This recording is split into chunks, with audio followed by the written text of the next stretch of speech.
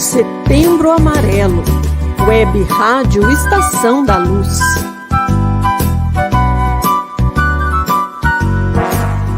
Você nasceu do amor. Você nasceu do amor. Você é amado. Você é amado. Eu vim para que todos tenham vida.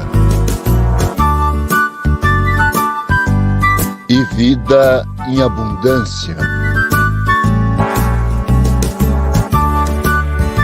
Setembro Amarelo, Web Rádio Estação da Luz.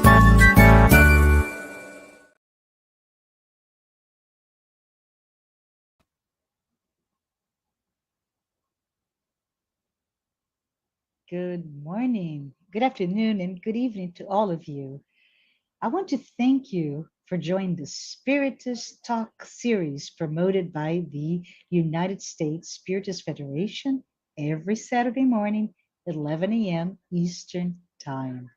Today, I am so very happy to be here as your host and welcome LUIZ Lima, who will be leading our discussion today on The Truth Will Set You Free. I want to take a moment, if you don't mind, LUIZ, to remind everyone here that we have a course called the Initiation into Spiritism. This is a virtual course with a new lesson that is released every week on Sundays. They are available free of charge for you to look at it afterwards, but tomorrow at 10 a.m. a new lesson will be released. This course is meant to anyone, but especially for those who would like to learn or review the basic principles of Spiritism, as it was first published by Allan Kardec in 1857. Just as a summary, this is a self-paced class. It has 30 lessons. In addition to those 30 lessons, we have scheduled 8 interactive live Q&A sessions. Those lessons are released weekly on Sundays, as I mentioned before, at 10 a.m. Eastern. If you're interested, or if you know anyone who could benefit from this course, take a moment. Please visit the course page, which is housed at the U.S.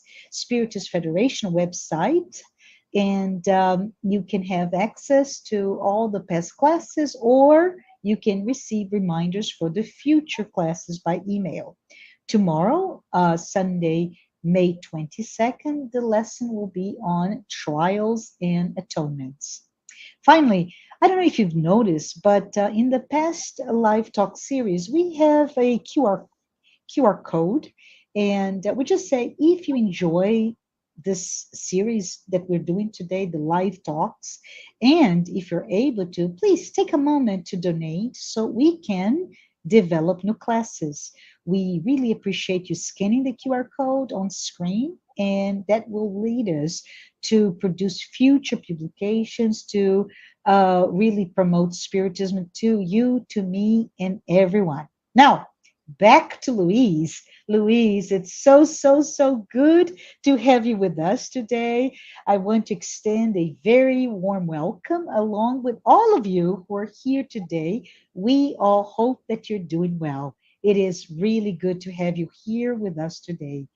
I understand, LUIZ, that today you will have a talk, a discussion that will focus on really understanding what Jesus meant by saying, the truth will set you free. What did he really mean by that?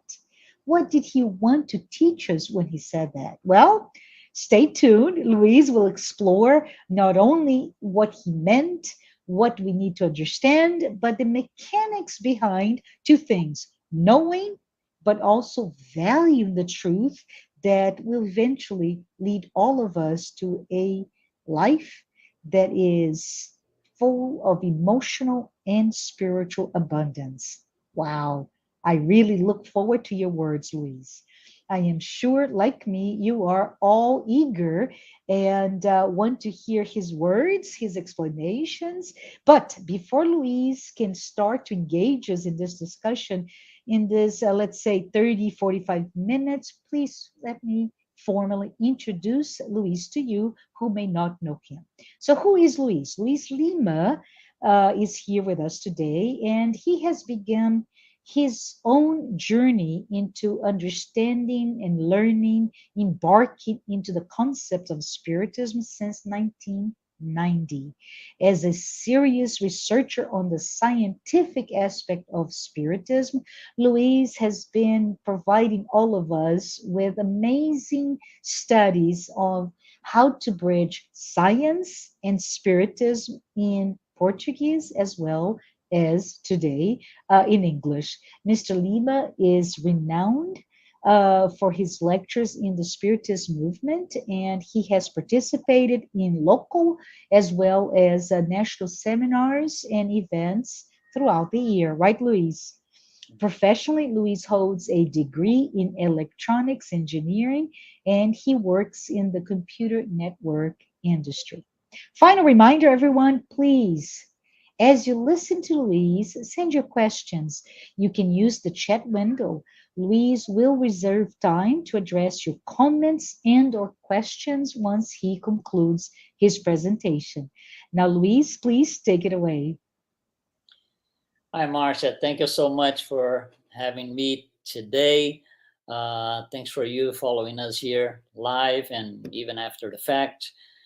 So the topic is for me personally, it was very challenging in the beginning when I started my journey in Spiritism, when Jesus said, know the truth and the truth will set you free. And I go like, should I scratch my head? This is not making sense to me. It's vague. I need something more, per se, black and white. So I set my own avenue on researching this. And it led me through several different pieces of the puzzle. So that's what I wanted to bring to you today. And we're going to kick off by using two sources. Okay, one of them is when Jesus actually says the phrase. So he has some Jews with him. The Jews were already following him. They already believed in what he was saying. But then he goes back to these Jews and he says, if you hold to my teachings, you are really my disciples. Then you will know the truth and the truth will set you free. Well, let's go back in time, 2000 or so years ago. How many of those Jews understood what he said? Know the truth and the truth will set you free. I'm not sure, but from what we know about Jesus' life, not everybody would understand that, not at the time. And maybe even several years and decades later, and 1,000 years later, and still today, it is challenging for some people. What changes, I think, is the arrival of Spiritism. This promised consoler that will explain in details, in depth, what Jesus was trying to say. So when we go to Spiritism to research what that all means, we come across right in the first book, the Spirit's book, we come across question 115. So this is a book where Allan Kardec is placing the questions towards the highly evolved spirits, and they will respond to us. And because they are highly evolved spirits in the discarnate world, their answer is at least one layer above ours. We got to make that sure. So the question is about are all spirits created equal, or some are good, some are evil? That's the question, is around that. And the spirits will answer. The detail is within the words. So let's go easily here. God has created all spirits simple and ignorant, meaning without knowledge. So the word knowledge appears right here. So everybody starts from the get-go to the same point, simple and ignorant. The phrase continues. God has given each one of them a mission that is aimed at enlightening them. So there's a goal here, enlightening them, and progressively leading them toward perfection. Progressively. There is no snap of fingers. Progressively requires effort. It requires work. Leading them towards perfection through, and now he's going to tell us the method, through knowledge of the truth. So the knowledge of the truth becomes this tool, knowing the truth becomes this tool to reach perfection. And Spiritism is going to explain to us how that happens. What's behind the scenes in this method? How do we achieve knowledge of the truth? What it exactly means. So we have some words that we need to tackle first. One of them is the word truth. In this sentence, the knowledge of the truth, the word truth is used in the sense of a reference, but with authority. It's a reference. Knowledge of the truth. So where do I seek the truth? In the reference. Where is this reference? We're going to go through this, but that's the meaning of the word truth. There's a reference, and that reference comes with authority. And we need to be able to reach that reference to get to know what truth is. So, for example, in the codification, the Spiritist works, when we refer to, Allan Kardec did that, by the way, a spirit of the truth, spirit of truth, it means exactly that, a highly evolved spirit that will bring to us the reference. So that's the general sense of the word truth. So if we go back to the phrase, there is the Spirit's mention about progressive knowledge. So we start from no knowledge, they call simple and ignorant, and there's progressive knowledge. So what does it mean? A little bit at a time, more today than yesterday, and so and so and so. And throughout different experiences, we will get or acquire or gather more knowledge. Just like our lifetime here. We start as kids, as young babies and infants, and so we acquire knowledge to a point that we become adults with a lot more knowledge than when we were kids. So it carries the same concept. It's a little bit at a time. And that's the interesting thing. A little bit of a time here means several different lifetimes, several different incarnations. So at each incarnation, we are learning more than the previous one. So to the point that we can say, for all of us, no exception, this is the better life ever. This is our better incarnation ever in terms of getting to know the truth through knowledge. So a little bit at a time. Now, we can conclude something interesting here. If there are several different lifetimes, several different incarnations, at a given point, I have a certain knowledge. Think about an amount of knowledge, if you will. For me, at that time, and for all of us, we believe that that knowledge is the truth. So, for example, let's just say 300 lives ago, I thought that what I knew was the truth. 300 lives after, on this one, I still think I know what I know is the truth. But the truth that I believe that I know today is not the same I had 300 lives ago. So how come the truth changes? How come truth is not a moving target? So you see, we're getting to dig into the words to understand what Jesus was saying. Because the truth, the absolute truth, cannot be changed. If I'm changing the truth, I'm trying to rule the world by establishing what the truth is. And I establish what the truth is, I tell you what it is, and I kind of, in quotes, dethrone God from establishing the absolute truth. And doing this leans more towards simple and ignorant than towards perfection. So the more I try to establish the truth, the more I try to rule the world, the more simple and ignorant I am, if we put it this way, and less perfect I am. So the knowledge will be, I will be gathering knowledge. But if I believe that what I know today is the absolute truth, that's impeding me from getting better. That goes against myself.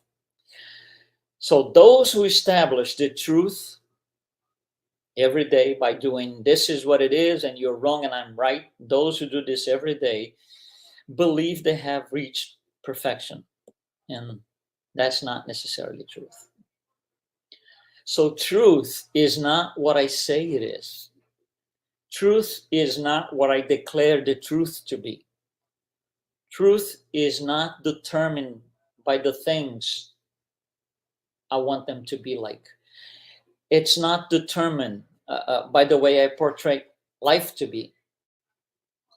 That truth, folks, that truth is nothing more than my personal opinion. It's just my opinion, and my opinion changes. 300 lives ago, I had different opinions about a lot of things.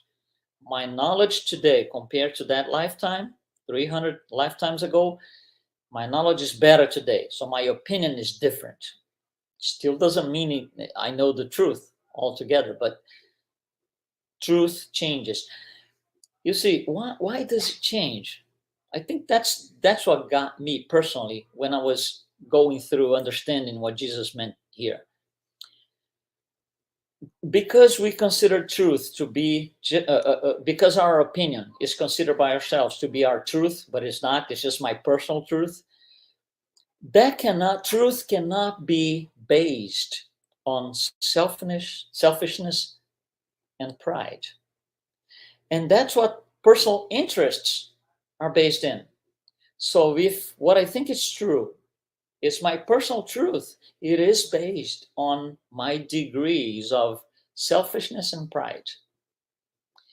And then my truth becomes a moving target.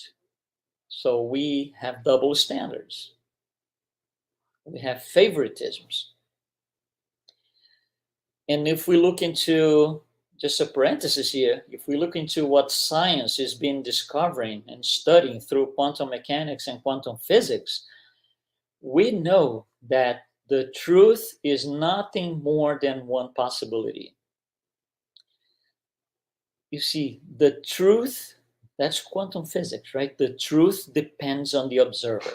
So you and I, we look at the same event. It could be anything. It could be a person walking down the street and I have an opinion about it. You have a different opinion. It could be a tennis game where I think the ball hit outside the court, you hit inside, and we were at the stadium at the same time looking at it. See, this is all because it depends on the observer. And the observer of our lives is ourselves. So my truth carries in it the fact that I am the observer.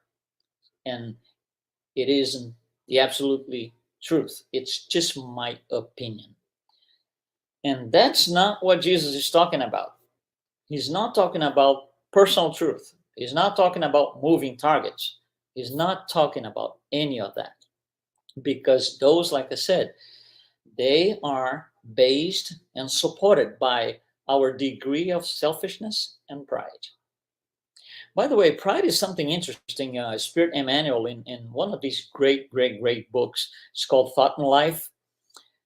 He has a passage which I believe it's very strong. It's something that we have to, it has to be on our minds all the time. This is what it says. If you think about pride, we carry pride over from one life to another. We keep just carrying them because that's part of who we are until we got rid of it totally.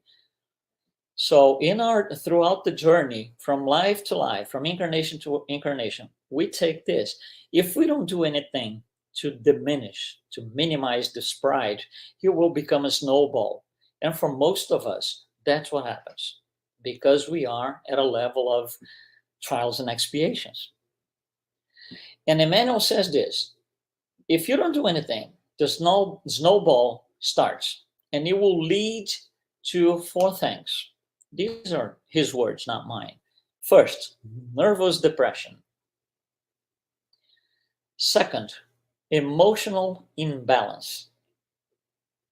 Third, ulceration. You see, it's affecting the perispirit and the physical body now. And number 4, last one, cellular dysfunction. Cellular dysfunction are degenerative diseases. So the body will support all this pride in the form of a physical life, and it will damage, if you will, the body. So pride cannot be the basis for truth, because pride destroys. Truth does not destroy. So we kind of have it all reversed. And that's what I'm saying. This is not the truth that Jesus is talking about. I'm going to come back to this. This was about the word truth, about the word knowledge. In our lives, we can understand knowledge in 2 different ways. There is academic knowledge. That's why we go to school for. That's why we learn different things as young kids, young boys and girls. And so that's academic knowledge. That's not what Jesus is talking about. That's not what the spirits in question 115 are talking about. It's not academic knowledge. It's spiritual knowledge. It's knowledge that will stick to the soul and carry over from life to life, from incarnation to incarnation. It's knowledge that goes into our hearts when we acquire them, and it brings us such an emotional experience that it will be recorded in our perispirits, in our soul. Academic knowledge does not do that. So the spirits are talking about spiritual knowledge. They're talking about our souls, not about our physical material lives. And the third thing that we need to work on as vocabulary, okay, so we looked into truth, we looked into knowledge, now we're going to look into set free, and then we're going to put it all together. Think about what Jesus said, right? There's a sequence of events. Set free cannot take place before knowing the truth. Set free cannot be placed in front of or before knowing the truth. That's not what he said. He said the other way around. Know the truth, and then as a consequence, set free comes in place. This liberating, that's what set free is, right? This idea of liberation, detachment, decoupling, disconnection from whatever it was. And we're going to get there. So if we think that we are free in the sense of I know it all, we got it wrong. Because we would have to have full knowledge of the absolutely truth. And we don't have that. This is a space and a place for trials and expiations. And trials and expiations, meaning we do not have truth in its full extent. No. So set free from what? Because that, I think for me personally, that was a challenge. Okay, the truth will set you free. Okay, but from what? Let's try to explain this. So we're going to open a huge parenthesis here to explain what the set free means. All right, here goes. We are here because we need to learn from our mistakes. We need to get better. We need to stop doing things that we did in past lives that are incorrect. We need to learn how to make better choices. So for everything in our lives, we are presented with two choices. A choice that goes against the absolutely truth and the one that goes with it. And I will be making my choices in the past, in the very past, in the first lives close to simple and ignorant. Most of the choices were wrong. We were picking up the wrong side of the equation. As we go along, we get better.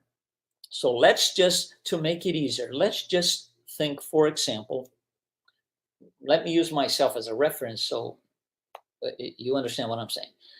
Let's just say that several lives ago, 100 lives ago, I was a very dishonest person.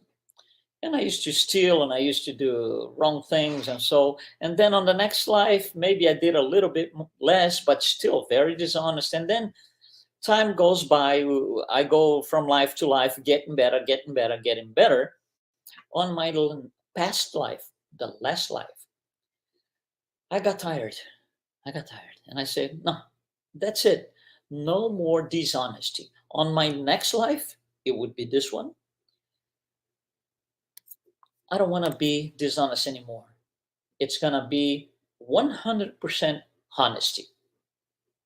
And then I go. And I'm born and I'm going through my life and everything is going well.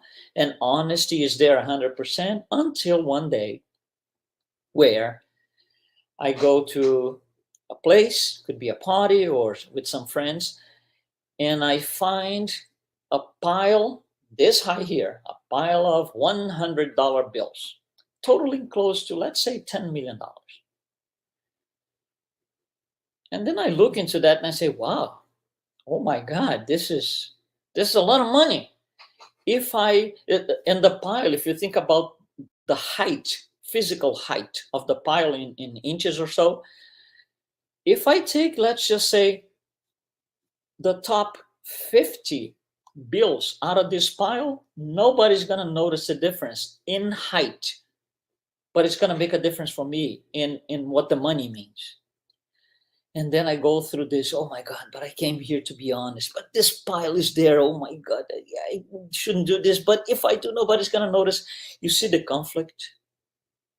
It's whatever the outcome is, taking the money or not, I'm in conflict. Why I'm in conflict? I'm being presented with the two choices. And I know what is the right choice. If I didn't know the right choice, I wouldn't be in conflict. I know the right choice. So why am I going through this? And the answer is because I have not yet transcended the duality. This is a duality. I have not yet transcended the duality, honesty, dishonesty. If I had transcended that duality, I would look at the pile of bills and I would put my two hands on my head and say, oh my God, somebody lost that money. I need to find who that person is and return the money to that person. No traces of anything even close to being dishonest. But I would have to have transcended that duality. If I have not transcended the duality, how do I know I have not transcended? Because I would be in conflict. Here are my two choices. I have to make one. I want to make this one on the left, but I know the one on the right is correct, the correct one. Conflict. And that goes for several dualities. Just another quick example. Alcoholism and sobriety. So same thing. Let's say that 300 lives ago, I was alcoholic, to the core, and less and less and less and less as I progressing my subsequent incarnations. And then on the last one, I discarnated and said, no more alcohol. That's it. I can't take this anymore. That's it. So I come to this life here, and I'm not going to touch alcohol, for example, right? So I go and everything is okay, and I'm born, and I become a teen, and I go to parties, and so, and then one day in a party, somebody puts right in front of me the most desired bottle of whiskey on the planet, the most expensive and desired bottle of whiskey on the planet. And then I shake to the core, and then I go, oh my God, this is the best ever drink that I could have. Maybe I could have just a quick sip, just put my hand in the alcohol and do like this. You see the conflict, it's building up. Tremendous amount of conflict. And why am I going through this?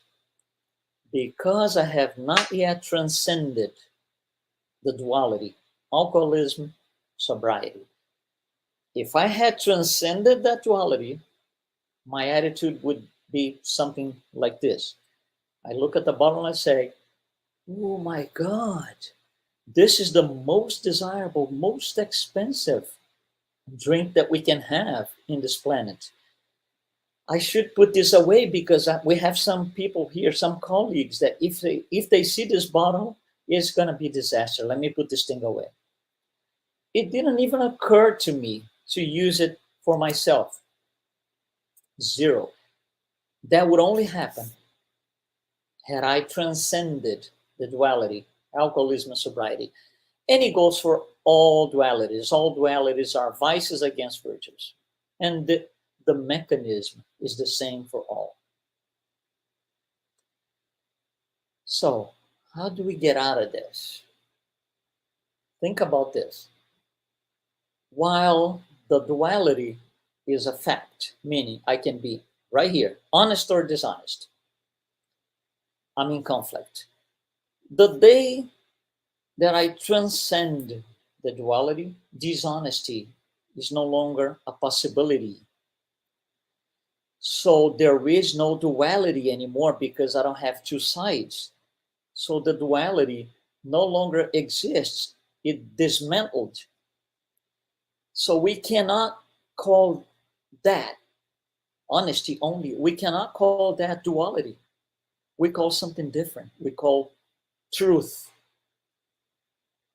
That becomes the truth. And when I get to know that truth, what happens to my conflict? I'm free. He set me free. When I got to know the truth, that dishonesty is not the truth, but honesty is, dishonesty disappears altogether, and there is no duality any longer. There is truth. I want to bring you an idea here. Let's go by analogy because material things are easier for us to refer to because we are living temporarily a material life. So let me bring you this idea here. I want to bring you something physical, the sun. We don't physically pick up the sun or put our hands on it, but we know it's something physical. It's out there. We have 5 senses to feel the sun. So think about the sun. And I'm going to ask you a question so for you to think about. 5 seconds, think about this. What time is it dark at the sun? What time is it dark at the sun? Answer, never. Then next question, why not? Why is it never dark in the sun? Answer, because the sun is the source of all light, all light. Not some light, not a few rays here and there, all light. So when am I going to be in peace? When I become the source of all peace. When am I going to be tolerant? When I become the source of all tolerance. When am I going to be honest? When I become the source of all honesty. And on and on and on. So as we go through this process, becoming the source of our virtues, the vices will disappear, the dualities dismantle themselves, and the truth comes alive in our hearts.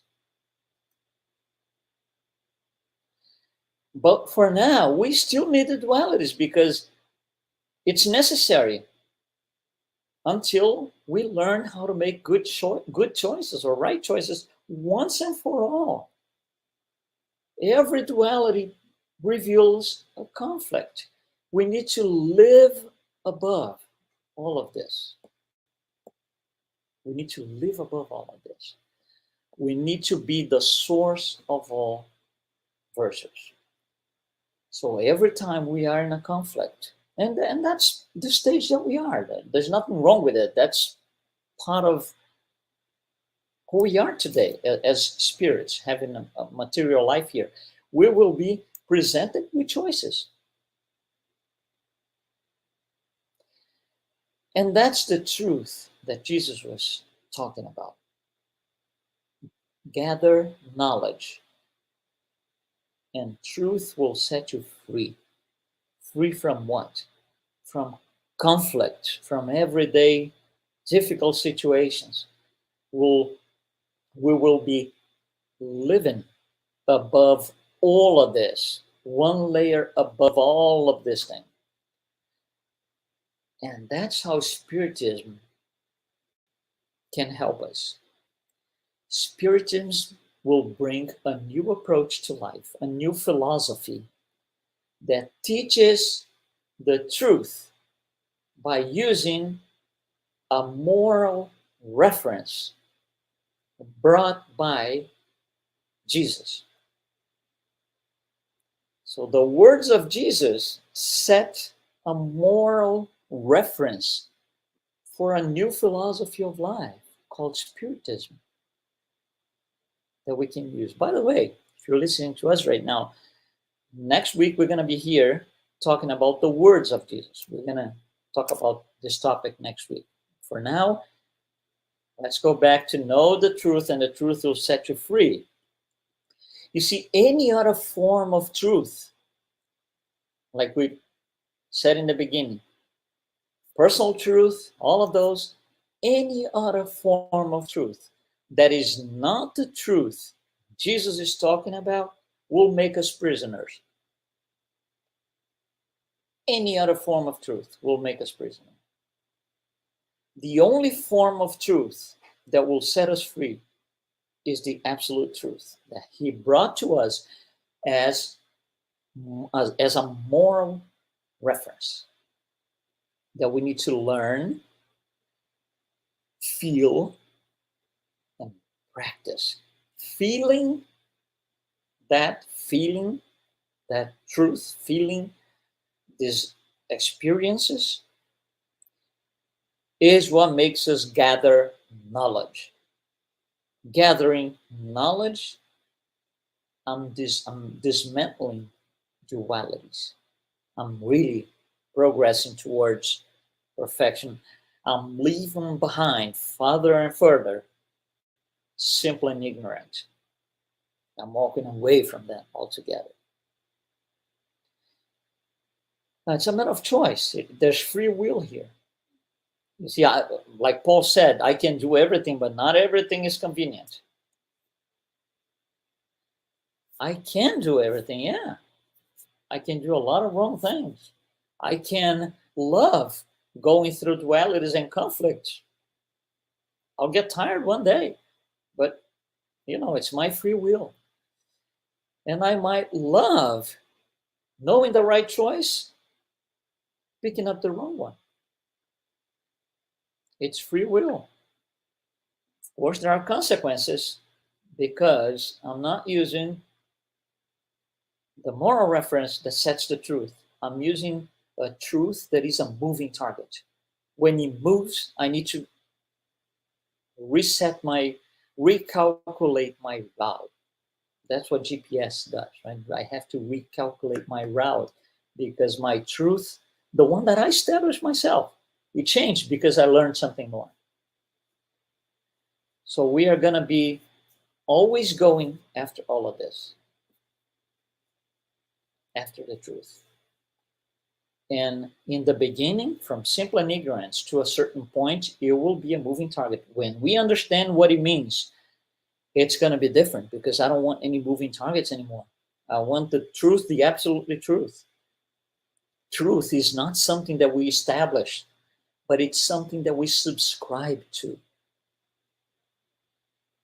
I don't set the truth. I subscribe to it.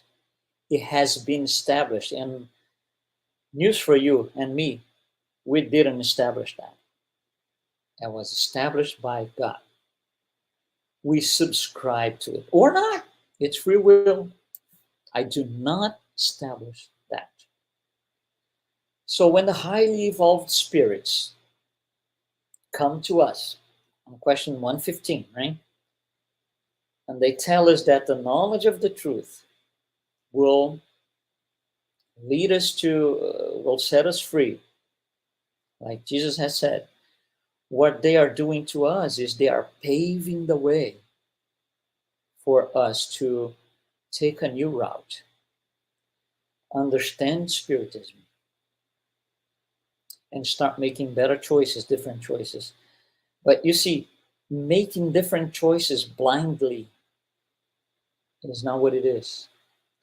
Because I can be in front of the pile of the money, of money that I used as an example, and I can go like, let me ask somebody what I should do here. And yeah, I'll get somebody, look at this pile of money. Do you think I should take 50 bills or should I leave it alone? You see, that answer is not coming from, is not paving my way. It's not doing anything for me.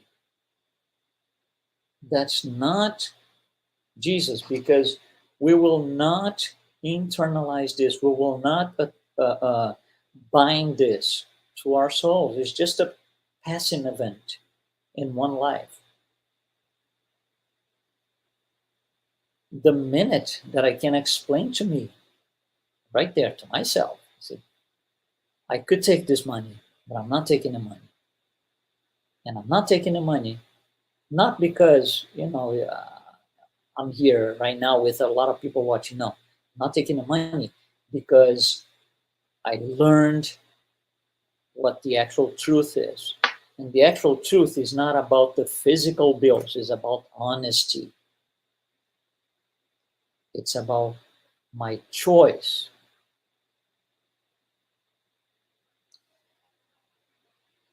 One interesting thing that I always bring is the story. I'm not going to tell you the whole story, but Nelson Mandela, most likely we all know what the story is.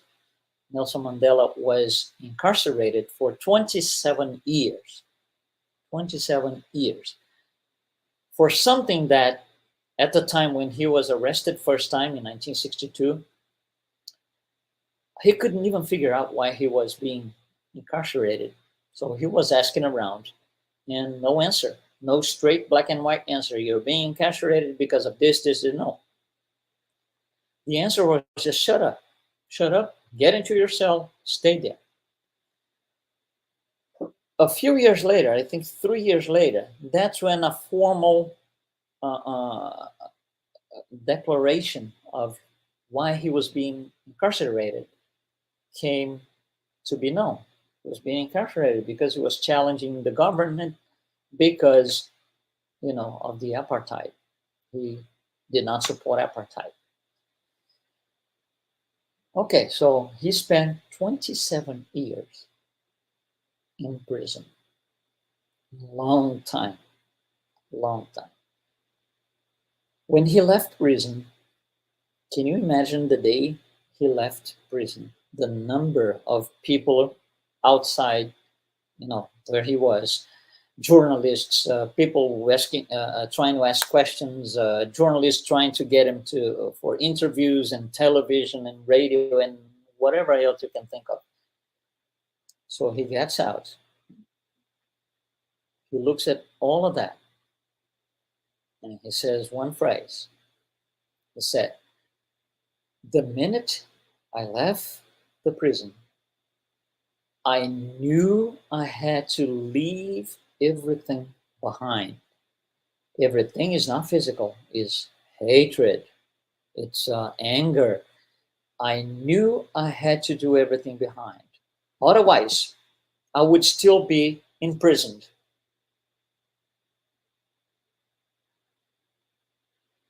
You see, it's not physical.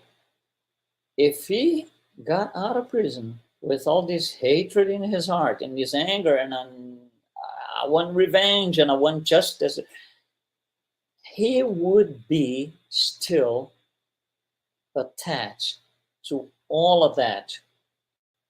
He will still be suffering. He wouldn't be free, because that does not set anybody free. And that goes exactly in line with what Jesus was trying to tell us. The truth that we seek cannot be the truth that we establish. Every time I establish the truth, and it could be a simple thing, I could just look at somebody and accuse somebody of doing something that they don't even know what I'm talking about. When I do that, I just imprison myself a little longer. It became harder to be set free. That's the power of the truth. And that's behind all of this. That's the power of what Jesus is trying to tell us. When you know the truth, you're going to be free. And my original question in the beginning of my studies, and I mentioned here in the beginning of this lecture, free from what? You see, when we ask, well, or let's speak for myself, when I asked, free from what? That tells you how blind I am, or I was, to the actual truth. For example, if you take into the current situation that we are right now in the world, if you take a terrorist, okay, and you ask him for an interview, say, I want to do an interview with you. I want to ask you this. Do you think what you're doing is correct? If you ask him that, he might be offended by your question. He might be offended because for him, that's the absolutely truth. It isn't. But for him, at the stage that he is, it is the absolute truth. So how can you question that? Same for us. We're not perfect. So the truth that we know today, what we consider to be the truth, is just my opinion.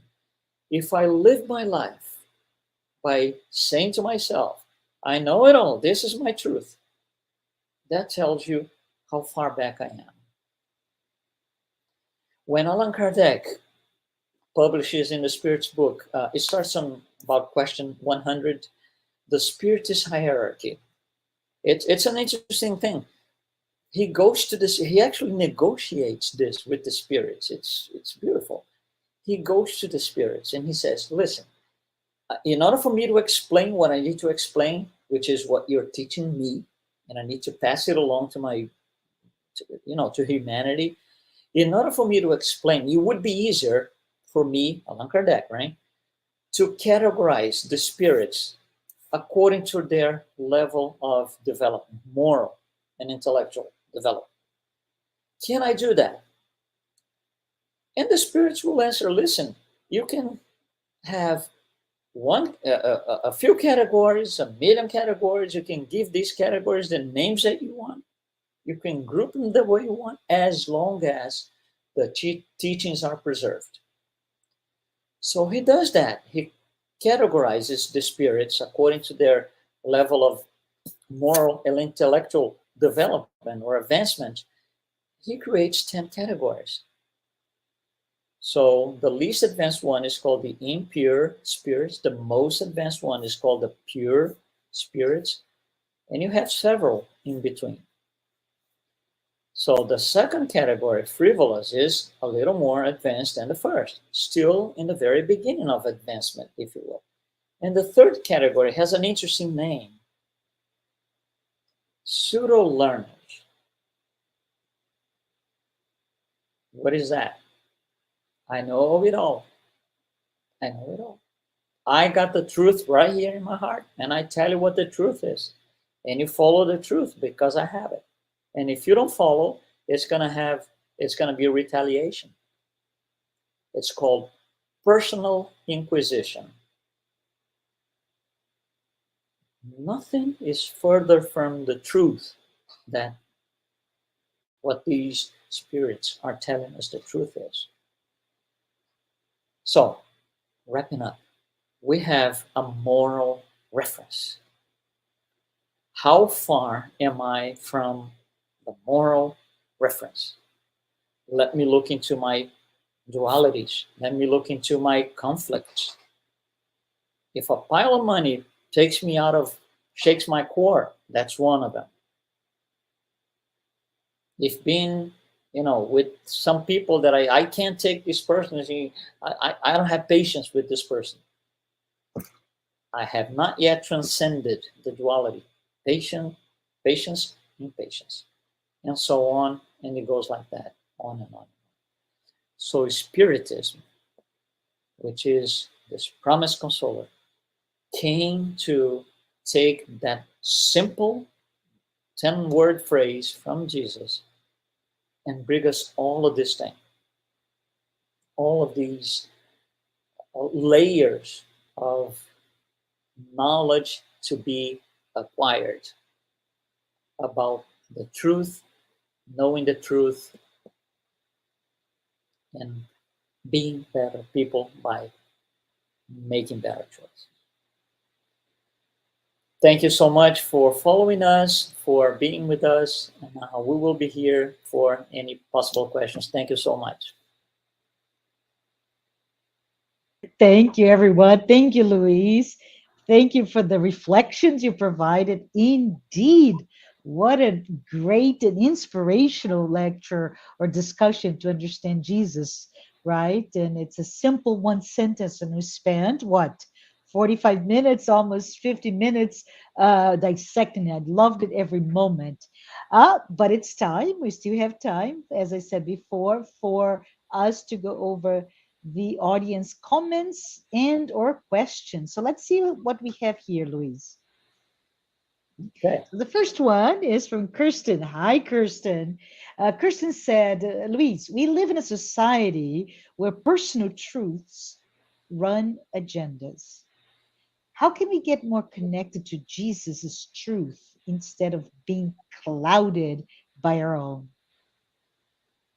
Yeah, I think first of all, understanding what he meant by truth. That's not moving target. It's the absolutely truth. And for us, spiritists, the more you study, I think the more it becomes clear, less clouded, as you said, that we get to a point where it's a two-step thing, I think, two-layer thing. First step is, I have these two choices, and I know which one is right, which one is wrong. That's already good. When I reach that level 1, that's already a good thing. I can still continue to make the wrong choices. That's okay. The right choice will come with time. But I can still look at this from outside the box. I say, I got this and I got that. I know I'm going to make the wrong choice. I'm still not able to do the right choice. But I know now. This is knowledge. I know. See, it's knowledge. Knowledge comes like in the beginning, little by little, right? So that's the first step, baby steps for knowledge. There's going to be a point where we are going to get tired of knowing the right and the wrong choice and making a wrong choice. Because now we have the rationales to look at this and say, my God, I made the wrong choice, but I had everything to make the right choice. You see, that's why intellectual progress comes before moral, because with intellectual development, I have the reasonable sense to analyze that I made a wrong choice, but I didn't have to. So next time I can be making a better choice. And that's how we are going to start slowly and progressively walking away from our clouded personal choice. We have to know the target. Yeah, no, this is awesome. Thank you, Luiz.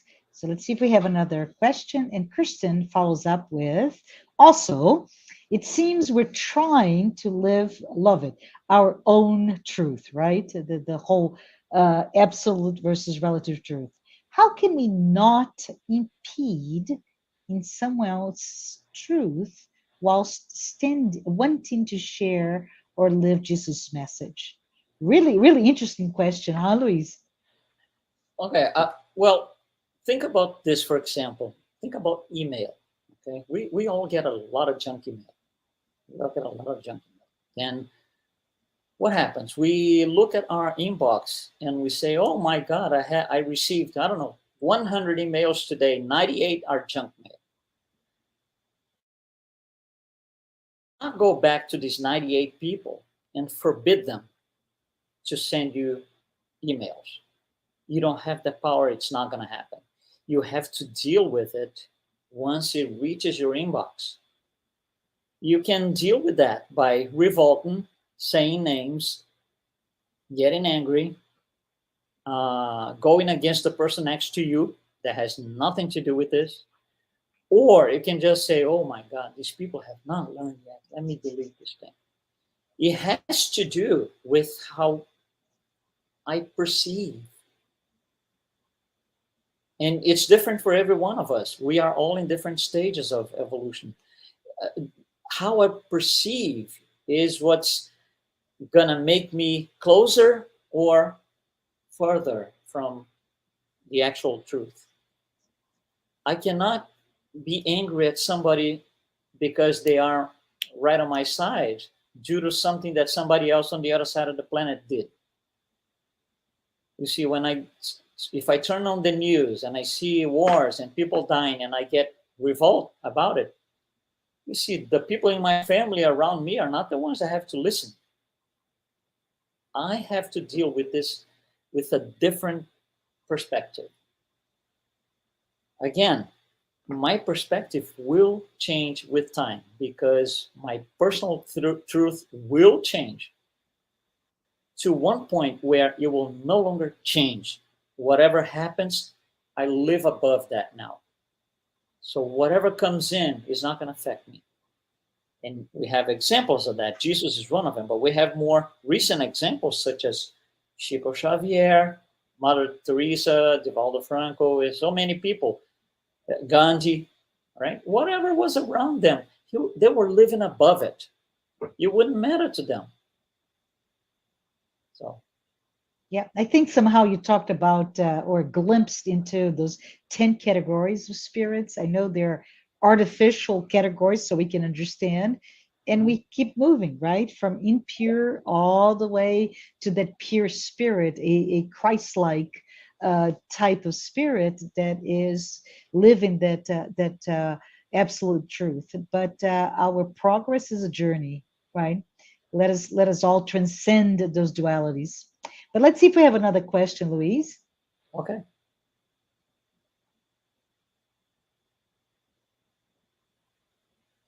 I don't know if we have another question.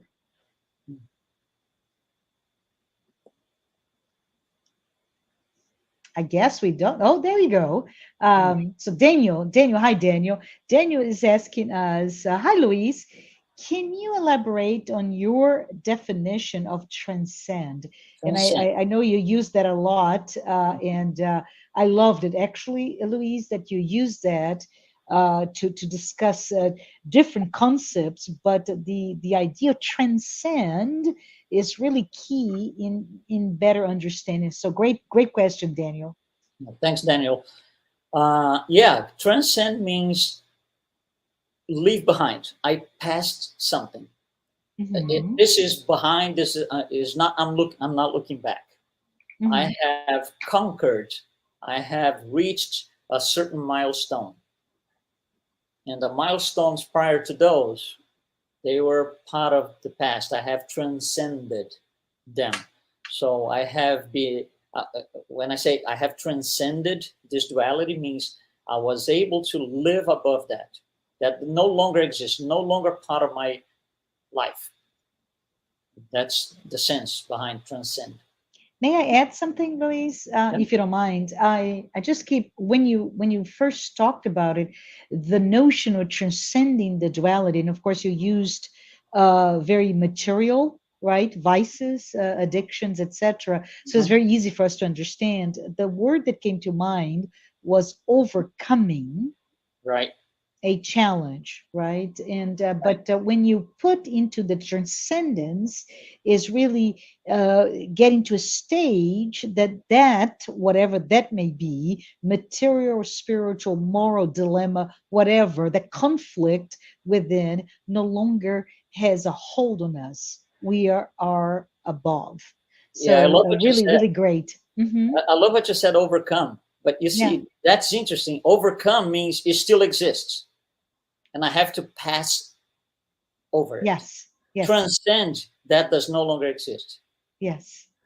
Awesome. Thank you. Let's see if we have another question. I believe we may.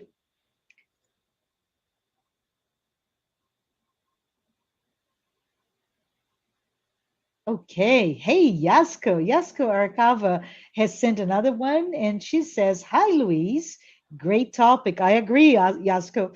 Isn't it better for progress to have some personal truth, even to less shortly? So while living according to that, we have the opportunity to test it and find out if it has some fraud at the knowledge." So really interesting, a little bit of dichotomy. It's my truth, flawed as it may be, right, Yasko? But how can we keep adding and learning from it? What do you think, Luiz? How can you talk about this question? Yeah, Yasko, thanks for the question. That's exactly what it is. Our personal truth is, like I said, we are at the best life ever. So right now, this second is where we were able to collect or gather the most possible amount of knowledge right now. And yes, I will add more knowledge as I go along. So my personal truth is gonna change and approach. One day is gonna approach the absolute truth. Yeah, that's how we get there, by adding to our personal truth. And that's why I say the personal truth is a moving target. It will not be the same 3 lives from now. It will not be the same 50 lives from now. So yes, by adding more knowledge to our personal truth, that's how we get enlightened. That's what the question 115 says, right? The mission of the spirits is to get enlightened. That's how we do it. That's awesome. Yeah. Thank you. So let's see if we have another one. We are approaching we just hit the hour mark. So let's see how many more we have. Freddie, hi, Freddie. Freddie said, "What was the reason Jesus was sacrificed?" Oh, good, big one, right? Because he had the real truth. So I don't know if you want to speak to that. How can we discuss another trigger, but the reason behind and how it relates to the idea of truth? Okay. I'm going to respond this way. If you can leave the question, please, on the screen. So the second part is because he had the real truth. That's a fact. He had the real truth. Why he was sacrificed? Because we didn't have the real truth. We had personal truth. In the Sanhedrin, in the Roman Empire, all of us, whoever was in there, we did not have the real truth. Our truth at the moment was the best we ever had for the time, but it was Mm-hmm. very, very, very, very far from the absolutely real, as you say, truth. So why did he got sacrificed? Because we didn't have the real truth. We established the absolutely truth. We stamped the absolutely truth with our personal truth that said, put him on the cross.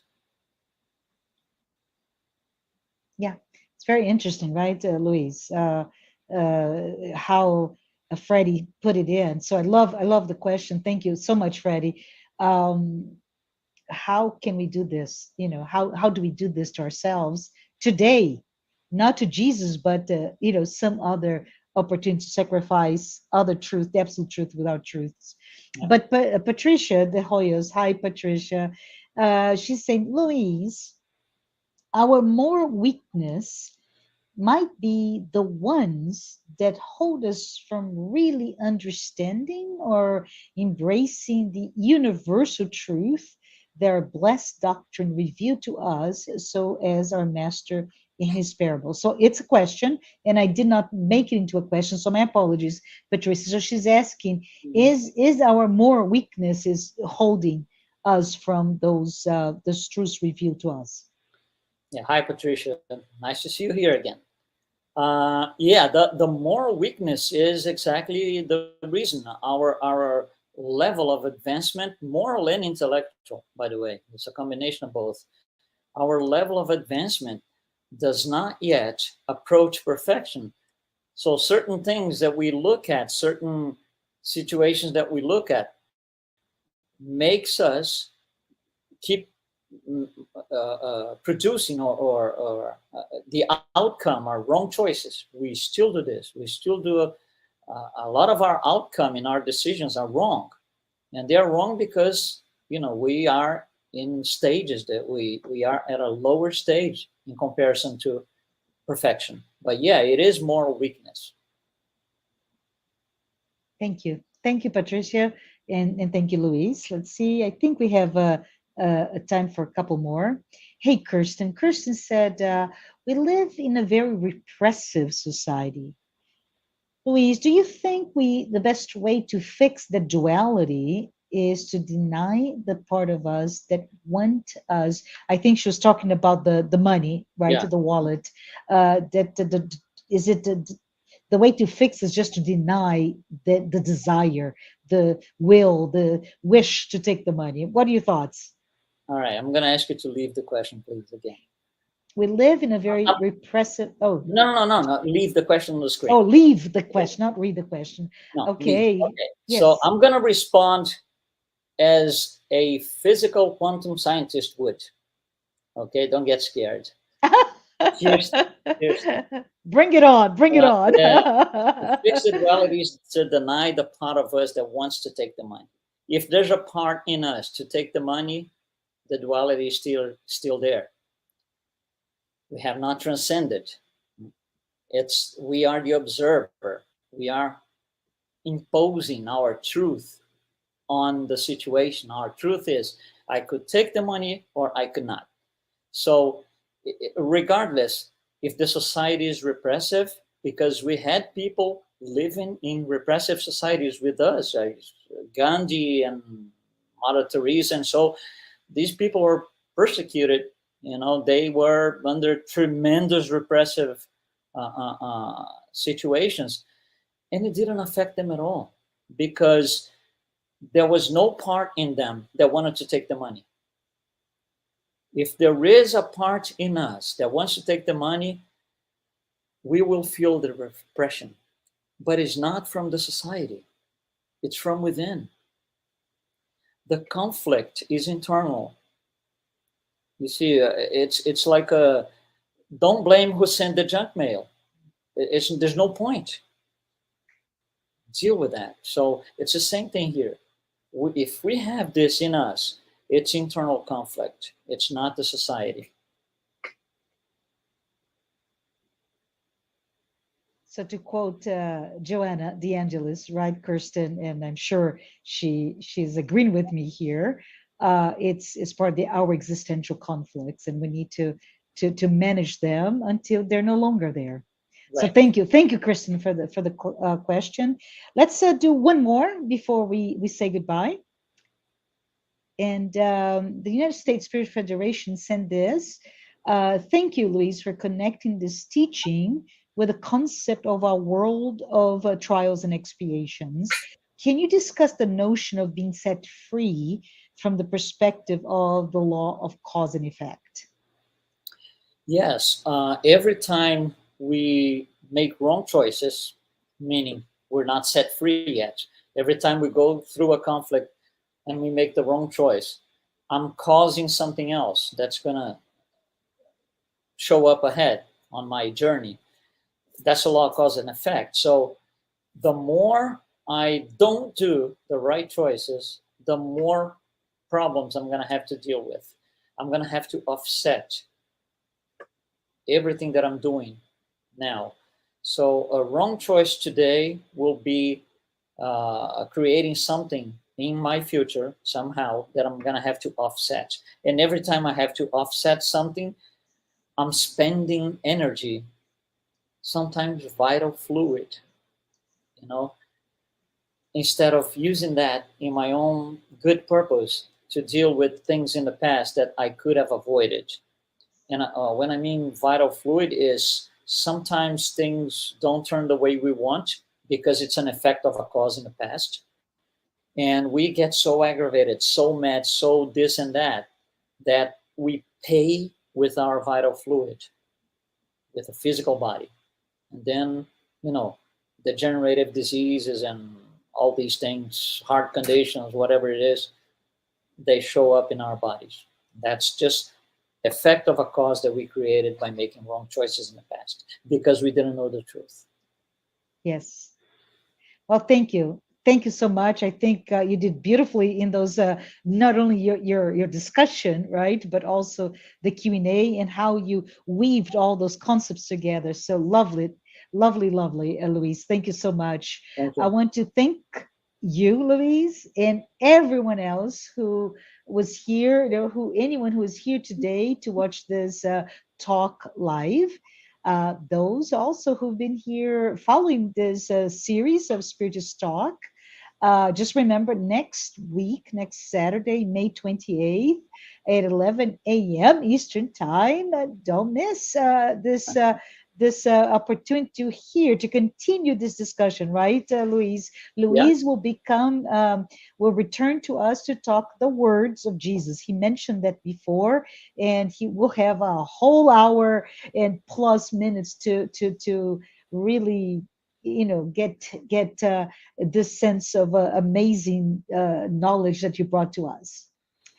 As we're here and we're about to end our live today, I would like to just take a moment to remind everyone again that the Spiritist Federation has released the virtual course, Initiation into Spiritism.